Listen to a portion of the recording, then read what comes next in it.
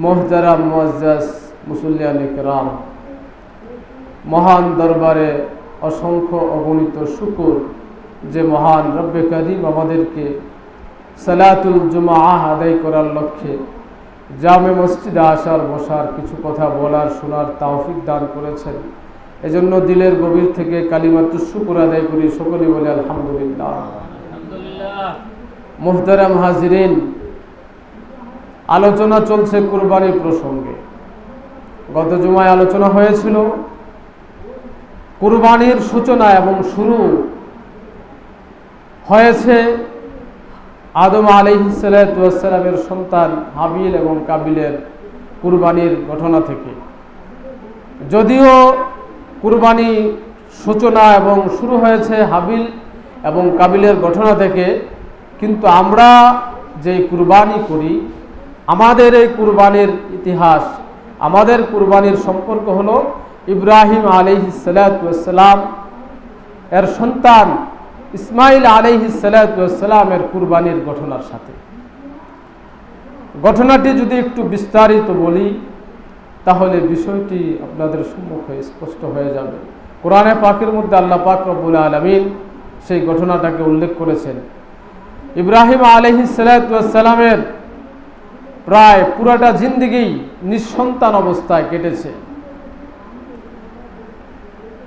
ইব্রাহিম আলাইহিস সালাতু ওয়াস সালামের বয়স যখন ৮৬ বছর হলো, তখন ইব্রাহিম আলাইহিস সালাতু ওয়াস সালাম আল্লাহ তাআলার কাছে দোয়া করলেন, রব্বি হাবলি মিনাস সালিহিন, রব্বি হাবলি মিনাস সালিহিন। ওগো আমার আল্লাহ মালিক, তুমি আমাকে একটি নেককার সন্তান দান করো। ইব্রাহিম আলাইহিস সালাতু ওয়াস সালাম আল্লাহ তাআলার কাছে দোয়া করলেন ৮৬ বছর বয়সে, আল্লাহ আমার রব, তুমি আমাকে একটি নেককার সন্তান দান করো। ফাবাশশারনাহু বিগুলামিন হালিম, তখন আল্লাহ তাআলা তাকে একজন ধৈর্যশীল সন্তান, পুত্র সন্তানের সুসংবাদ দান করলেন। ইব্রাহিম আলাইহিস সালাতু ওয়াস সালামের বয়স যখন ১২০ বছর, তখন তার সন্তান জন্মলাভ করে ইসমাইল আলাইহিস সালাতু ওয়াস সালাম। ইসমাইল আলাইহিস সালাতু ওয়াস সালামের বয়স যখন ১৩ বছর, তখন আল্লাহ তাআলার পক্ষ থেকে কুরবানির নির্দেশ এসেছে। কোরআনে পাকের মধ্যে আল্লাহ পাক এভাবে ঘোষণা করেন, বিসমিল্লাহির রহমানির রহিম, ফালাম্মা বালাগা মাআহুস সা'য়া ক্বালা ইয়া বুনাইয়া ইন্নী আরা ফিল মানাম আন্নী আযবাহুকা ফানজুর মাযা তারা ক্বালা ইয়া আবাতি ফাআল মা তু'মার সাতাজিদুনি ইনশাআল্লাহু মিনাস সাবিরিন। কোরআনে পাকের মধ্যে আল্লাহ পাক এই ঘটনাটাকে এভাবে বলেন, ফালাম্মা বালাগা মাআহুস সা'য়া, ফালাম্মা বালাগা মাআহুস সা'য়া, যখন ইসমাইল আলাইহিস সালাতু ওয়াস সালাম বাপের সাথে একটু ঘোরাফেরা করতে পারবে এই বয়সে উপনীত হলো। ফালাম্মা, যখন বালাগা পৌঁছলো, মাআহুস সা'য়া, বাবার সাথে ঘোরাফেরা করতে পারবে, বাবার কাজে সহযোগিতা করতে পারবে, এই বয়সে যখন পৌঁছলো, তখন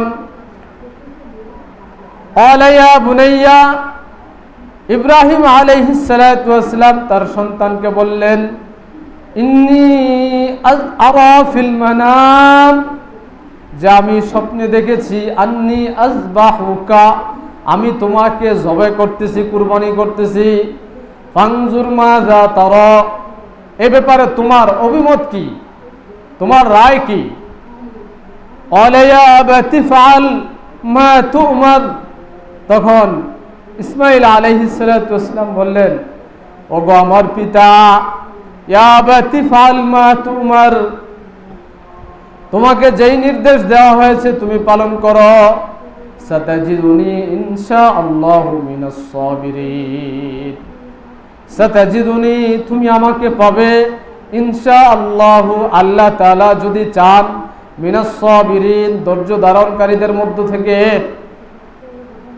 এই আয়াতের মধ্যে কয়েকটা বিষয় চিন্তার বিষয়। ফালাম্মা বালাগা মাহুস সা'য়া ক্বালা ইয়া বুনাইয়া আন্নী আরা ফিল মানাম। আল্লাহ তাআলা ইব্রাহিম আলাইহিস সালাতু ওয়াস সালামকে পরীক্ষা করলেন বিভিন্নভাবে।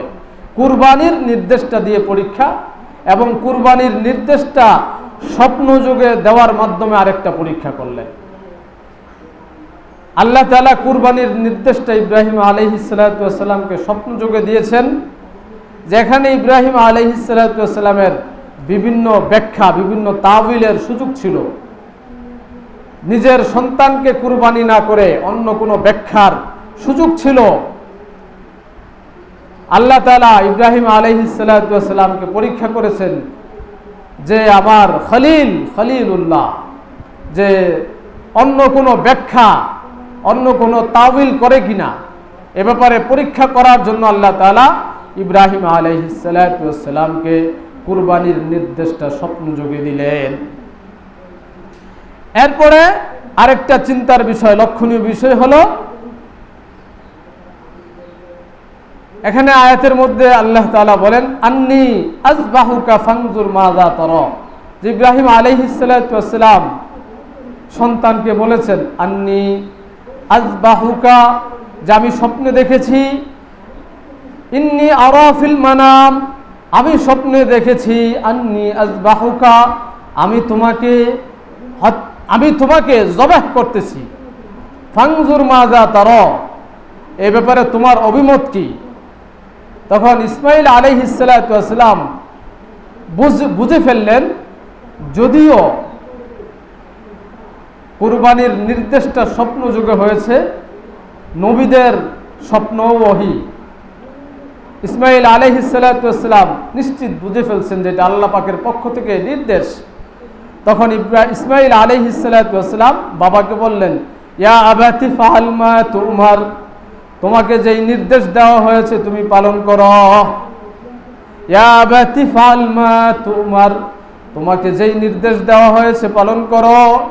সাতাজিদুনি ইনশাআল্লাহু মিনাস সাবিরিন, সাতাজিদুনি, তুমি পাবে আমাকে ইনশাআল্লাহ, আল্লাহ যদি চান, মিনাস সাবিরিন, ধৈর্য ধারণকারীদের মধ্য থেকে। এখানে ইসমাইল আলাইহিস সালাতু ওয়াস সালাম বলেন নাই সাতাজিদুনি ইনশাআল্লাহু সাবিরান, যে আমাকে ধৈর্য ধারণকারী পাবে, এই কথাটা বলেন নাই। ইসমাইল আলাইহিস সালাতু ওয়াস সালাম বলেছেন যে আমাকে ধৈর্য ধারণকারীদের মধ্য থেকে পাবে। তার মানে ইসমাইল আলাইহিস সালাতু ওয়াস সালাম এটা বোঝাইতে চাচ্ছেন, ধৈর্য ধারণকারী আমি শুধু একা নই, পৃথিবীর মধ্যে আরো অনেক ধৈর্য ধারণকারী আছে, অনেক ধৈর্য ধারণকারী আছে। এরপরে বাবা এবং সন্তান যখন কুরবানির জন্য প্রস্তুতি হয়ে গেল, ফালাম্মা আসলামা ওয়া তাল্লাহু লিল জাবিন, ফালাম্মা আসলামা, যখন বাবা এবং সন্তান, পিতা সন্তান যখন আত্মসমর্পণ করলো, আল্লাহর দরবারে কুরবানির জন্য প্রস্তুত হয়ে গেল, ওয়া তাল্লাহু লিল জাবিন, ওয়া তাল্লাহু লিল জাবিন, এবং ইসমাইল আলাইহিস সালাতু ওয়াস সালামকে শোয়াইলো, কুরবানি করার জন্য শোয়াইলো। এরপরে এই আয়াতের মধ্যে কি হয়েছে সেই ঘটনাটা নাই, তাফসীরের কিতাবের মধ্যে আছে। যখন ইসমাইল আলাইহিস সালাতু ওয়াস সালামকে শোয়ানো হলো, ইসমাইল আলাইহিস সালাতু ওয়াস সালাম পিতাকে বললেন, বাবা আমাকে ভালোভাবে বাঁধবেন, ভালোভাবে রশি দিয়ে বেঁধে নেবেন, যাতে করে আমি ছটফট না করি, বেশি ছটফট না করি, আমাকে ভালোভাবে বাঁধবেন, এবং ছুরিটা ভালো করে দাঁড় দিবেন। এরপরে বললেন আপনার জামা কাপড় ভালোভাবে গুছিয়ে নেবেন, যাতে করে আপনার জামা কাপড়ের মধ্যে রক্ত না লাগে। যখন বাবা এবং সন্তান কুরবানির জন্য প্রস্তুত, এই কথাগুলি ইসমাইল আলাইহিস সালাতু ওয়াস সালাম তার বাবা ইব্রাহিম খলিলুল্লাহকে বললেন। ইব্রাহিম খলিলুল্লাহ তরবারি চালাচ্ছেন, ছুরি চালাইতেছে গলার মধ্যে সন্তানের। যতই ছুরি চালায় কুরবানি হয় না। এদিকে আকাশ থেকে আকাশের ফেরেশতারা তাসবিহ তাহমিদে লিপ্ত হয়ে গেছে আল্লাহ পাকের দরবারে। তারা দোয়া করতেছে, ওগো আল্লাহ, এই ভদ্র বৃদ্ধের উপরে তুমি রহম করো, তার ছেলের উপর দয়া করো। ফেরেশতারা আল্লাহ পাকের দরবারে দোয়া করলেন, ফেরেশতাদের দোয়া আল্লাহ পাক কবুল করলেন। এরপরে আল্লাহ পাক রব্বুল আলামিন ইব্রাহিম আলাইহিস সালাতু ওয়াস সালামকে ডেকে বললেন,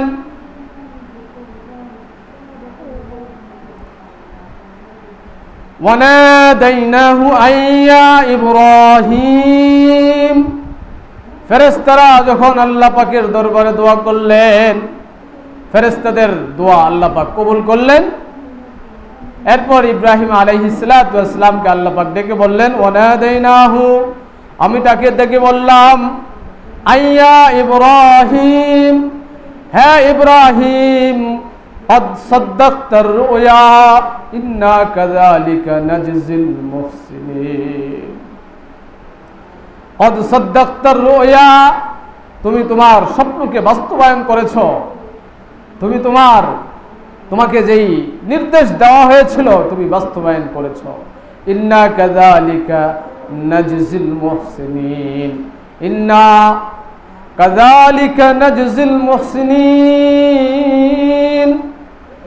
ইন্না কাযালিকা নাজজিল মুহসিনিন, নিশ্চয় আমি কাযালিকা এমনই ভাবে নাজজিল মুহসিনিন, যারা নেককার বান্দা মুহসিন বান্দা তাদেরকে প্রতিদান দিয়ে থাকি। ইব্রাহিম আলাইহিস সালাতু ওয়াস সালামকে আল্লাহ পাক পরীক্ষা নিয়ে যেভাবে প্রতিদান দিয়েছেন, নেককার বান্দা বান্দি যারা আছে তাদেরকে আল্লাহ পাক এভাবে প্রতিদান পুরস্কার দিয়ে থাকেন। ইন্না কাযালিকা নাজজিল মুহসিনিন, ইন্না হাযা লাহুল বালাউল মুবিন। আল্লাহ তাআলা ফেরেশতার মাধ্যমে, জিবরাইল আলাইহিস সালাতু ওয়াস সালামের মাধ্যমে ইসমাইলের জায়গায় একটা দুম্বা পাঠাই দিলেন। সুবহানাল্লাহ, ইসমাইলের জায়গায় একটা দুম্বা পাঠাই দিলেন জিবরাইল আলাইহিস সালাতু ওয়াস সালামের মাধ্যমে। আল্লাহ তাআলা বলেন, ইন্না হাযা লাহুল বালাউল মুবিন, নিশ্চয় এটা একটা বিরাট পরীক্ষা। ইন্না হাযা, নিশ্চয় ইহা, ইন্না নিশ্চয়, হাযা ইহা, লাহুল বালাউল মুবিন, স্পষ্ট পরীক্ষা। বিরাট একটা পরীক্ষা ছিল ইব্রাহিম আলাইহিস সালাতু ওয়াস সালাম এবং ইসমাইল আলাইহিস সালাতু ওয়াস সালামের জন্য। এই কুরবানির ঘটনাটা বিরাট পরীক্ষা ছিল। ওয়াফাদাইনাহু বিযিবহিন আযীম, ওয়াফাদাইনাহু বিযিবহিন আযীম, যে আমি এই ইসমাইলের পরিবর্তে একটি বিরাট কুরবানিকে তার পরিবর্তে জবাই করার জন্য দিয়ে দিলাম। এই তারিখটা ছিল জিলহজ মাসের 10 তারিখ। সেই থেকেই কুরবানি শুরু হলো। সেই থেকেই বিত্তবান যারা, ধনবান যারা মালদার, তাদের উপর কুরবানি ওয়াজিব করা হলো জিলহজ মাসের আজকে হলো জিকদা মাসের 29 তারিখ।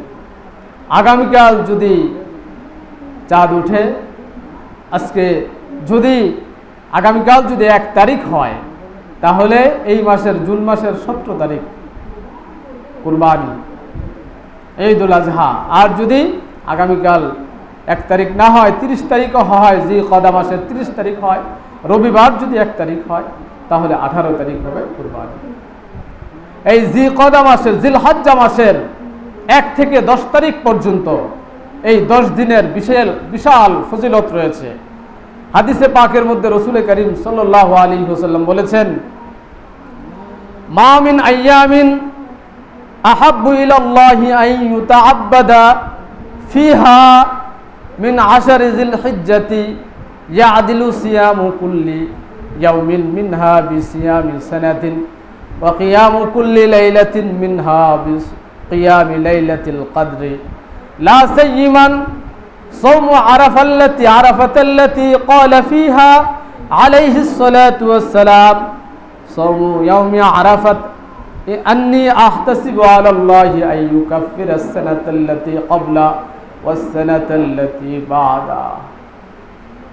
রাসূল করিম সাল্লাল্লাহু আলাইহি ওয়াসাল্লাম বলেছেন জিলহজ মাসের প্রথম 10 দিন অনেক ফজিলত। জিলহজ মাসের প্রথম 10 দিনের মধ্যে ইবাদত বন্দেগী করা অনেক ফজিলত রাখে। রাসূল করিম সাল্লাল্লাহু আলাইহি ওয়াসাল্লাম বলেন জিলহজ মাসের প্রথম দশকে যে এক দশকে রোজা রাখা একদিন রোজা রাখা এর 1 বছর রোজা রাখলে যে সওয়াব সেই সওয়াব আল্লাহ পাক দান করবেন। মা মিন আইয়ামিন আহাব্বু ইলাল্লাহি আন ইউতাআব্বাদা ফিহা মিন আশারি যিল হিজ্জাতি ইয়াদিলু সিয়ামু কুল্লি ইয়াউমিন মিনহা বিসিয়ামি সানাতিন, যে প্রত্যেক দিনের রোজার বদলা আল্লাহ তাআলা দিবেন 1 বছরের রোজা। 1 বছর রোজা রাখলে যেই সওয়াব, প্রতিদিনের রোজার সওয়াব আল্লাহ পাক 1 বছর রোজা রাখার সওয়াব দান করবেন। সুবহানাল্লাহ। জিলহজ মাসের প্রতিদিনের 10 দিনের প্রথম দশকের সওয়াব। এবং রাতের বেলা কেউ যদি রাত্রি জাগরণ করে ইবাদত বন্দেগী করে, শবে কদরের রাত্রে ইবাদত বন্দেগী করলে যে সওয়াব সেই সওয়াব আল্লাহ পাক দান করবেন। সুবহানাল্লাহ। জিলহজ মাসের প্রথম দশকের সওয়াব, বিশেষ করে আরাফার দিন অর্থাৎ জিলহজ মাসের 9 তারিখ, জিলহজ মাসের 9 জিলহজ কেউ যদি রোজা রাখে, রাসূল করিম সাল্লাল্লাহু আলাইহি ওয়াসাল্লাম বলেন যে আমি আল্লাহ পাকের কাছে আশা রাখি যে আল্লাহ তাআলা 1 বছরের আগের গুনাহ 1 বছরের পরের গুনাহ মাফ করে দিবেন। সুবহানাল্লাহ। জিলহজ মাসের ইয়াউমে আরাফা 9 তারিখ, আরাফার দিন যদি কেউ রোজা রাখে, আরাফার দিনের রোজার ব্যাপারে রাসূল করিম সাল্লাল্লাহু আলাইহি ওয়াসাল্লাম বলেন সিয়ামু আরাফা সাওমু ইয়াউমি আরাফা আন্নী আহতাসিবু আলাল্লাহি আন ইউকাফফিরা আস-সানাতাল্লাতি ক্বাবলা ওয়াস-সানাতাল্লাতি বা'দা। রাসূল করিম সাল্লাল্লাহু আলাইহি ওয়াসাল্লাম বলেন সাওমু ইয়াউমি আরাফা, আরাফার দিন রোজা রাখা, আন্নী আহতাসিবু আলাল্লাহ, আমি আল্লাহর ব্যাপারে আল্লাহর কাছে ধারণা রাখি, আন ইউকাফফিরা আস-সানাতাল্লাতি ক্বাবলা ওয়াস-সানাতাল্লাতি বা'দা, যে আল্লাহ তাআলা 1 বছরের আগের গুনাহ এবং 1 বছরের পরের গুনাহ মাফ করে দিবেন। আরাফার দিন যদি কেউ রোজা রাখে। তো আলোচনা চলছে কুরবানি প্রসঙ্গে। কুরবানি করা, কুরবানি মানে হলো আত্মসমর্পণ করা, আল্লাহ তাআলার কাছে, আল্লাহ তাআলার দরবারে পরিপূর্ণ আত্মসমর্পণ করা।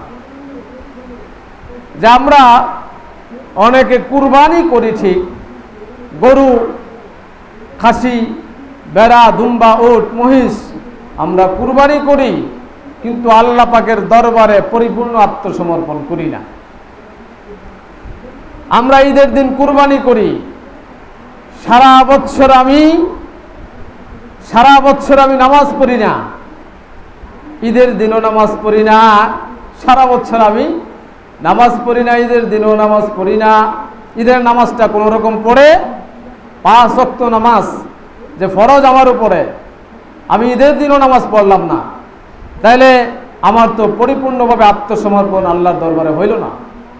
কুরবানি হইল, কুরবানি করলাম, জবেহ করলাম, কিন্তু আল্লাহ পাকের দরবারে যে নিজেকে আত্মসমর্পণ করা, আল্লাহ পাকের দরবারে সঁপে দেওয়া, সেটা তো আর হচ্ছে না। কুরবানির উদ্দেশ্যই হলো আল্লাহ পাকের দরবারে নিজেকে সঁপে দেওয়া, আল্লাহ পাকের দরবারে নিজেকে সঁপে দেওয়া, আত্মসমর্পণ করা, সেটা তো হচ্ছে না। ঈদের দিন সারা বছর আমি সুদ ঘুষের সাথে জড়িত, ঈদের দিনও আমি সুদ ঘুষের সাথে জড়িত, তাহলে তো আত্মসমর্পণ হলো না। আল্লাহ পাক বলেছেন কুরবানি, কুরবানির ইতিহাস কুরবানির ইতিহাসের মাধ্যমে, কুরবানির ঘটনার মাধ্যমে আল্লাহ পাক যেটা চান, আল্লাহ পাক চান যে আমার বান্দা বান্দী আমার কাছে পরিপূর্ণভাবে আত্মসমর্পণ করবে। শুধু কুরবানি করার নাম আত্মসমর্পণ নয়, আমাকে আল্লাহ পাকের প্রত্যেকটা বিধানকে, আল্লাহ পাকের প্রত্যেকটা হুকুমকে আমার পালন করতে হবে। সারা বছর আমি বেপরদায় চলি, ঈদের দিনও আমি বেপরদা করলাম, পর্দাহীনভাবে আমি চলাফেরা করলাম ঈদের দিন, তাহলে সেটা তো আত্মসমর্পণ হলো না। আল্লাহ পাক কুরবানির মাধ্যমে চান বান্দা বান্দি আত্মসমর্পণ করবে। ইন্না সলাতি ওয়া নুসুকি ওয়া মাহইয়ায়া ওয়া মামাতি লিল্লাহি রাব্বিল আলামিন। ইন্না সলাতি, নিশ্চয় আমার নামাজ, ওয়া নুসুকি আমার কুরবানি, ওয়া মামাতি আমার মৃত্যু, ওয়া মাহইয়ায়া আমার জীবন মরণ, লিল্লাহি রাব্বিল আলামিন আল্লাহর জন্য। আমার নামাজ, আমার কুরবানি, আমার জীবন, আমার মরণ, আমার প্রত্যেকটা কাজ আল্লাহর জন্য, আল্লাহর জন্য সঁপে দিতে হবে, আল্লাহর দরবারে নিজেকে সমর্পণ করতে হবে, তাহলে কুরবানির বাস্তবায়ন হবে। শুধু পশু কুরবানি করলাম, এটা একটা খোলস। যেরকম লাউয়ের খোলস থাকে না, লাউয়ের খোলসের কোনো দাম নাই, খোলসেরও দাম আছে, কিন্তু খোলস দিয়ে যেই ভিতরে যেই আসল জিনিস দিয়ে যেই কাজ হয়, খোলস দিয়ে সেই কাজ হয় না। এই যে বাহ্যিকভাবে কুরবানি করা, গরু কুরবানি করা, খাসি কুরবানি করা, মহিষ কুরবানি করা, বেড়া দুম্বা, এগুলা কুরবানি, ওট কুরবানি করা, এগুলো হলো খোলস। আসল কুরবানি হলো সব কিছু, সব ইবাদত আল্লাহর জন্য হইতে হবে। আল্লাহ পাকের নির্দেশিত পথে আমাকে চলতে হবে, করণীয় কাজগুলি করতে হবে, বর্জনীয় কাজগুলি বর্জন করতে হবে। যে আমার নামাজ, রোজা, হজ, যাকাত সবকিছু আল্লাহর জন্য করতে হবে। সারা বছর আমি যে সমস্ত গুনাহের মধ্যে লিপ্ত, আমি যদি ঈদের দিনও সেই সমস্ত গুনাহের মধ্যে লিপ্ত থাকি, তাহলে তো আমার আত্মসমর্পণ হবে না। আত্মসমর্পণ পরিপূর্ণভাবে আল্লাহর দরবারে নিজেকে সঁপে দিতে হবে, তাহলে কুরবানির বাস্তবায়ন হবে। আল্লাহ পাক রব্বুল আলামিন আমাদেরকে বাকি আলোচনা, আর কুরবানির আগে আরেকটা জুমা পাওয়া যাবে, বাকি আলোচনা আগামী জুমায় হবে ইনশাআল্লাহ। আমরা যারা সুন্নত পড়ি